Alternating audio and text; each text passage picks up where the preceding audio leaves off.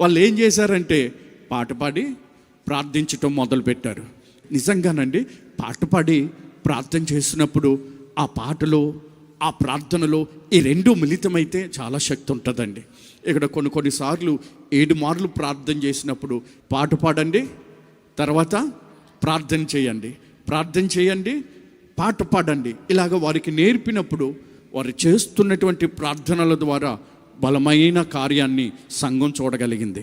మీరు గమనించుకోండి, మనం ఏ అంశాలైతే మనము మరి ఈ ప్రార్థన అంశాల్లో పెట్టి నాతో పాటు మీరు, మీతో పాటు నేను పాట పాడి ప్రార్థన చేసినప్పుడు ఎన్ని కార్యాలు దేవుడు జరిగించలేదండి.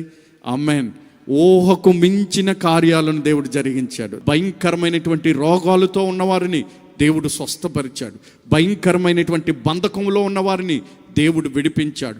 కోర్టు కేసులో చిక్కుకున్న వారిని సహితము దేవుడు ఆ చిక్కు సమస్యనంతటిని సునాయాసంగా పరిష్కరించాడు. దీని అంతటికీ కారణం ఏంటంటే పాట పాడటం, ప్రార్థన చేయటం. Praise the lord.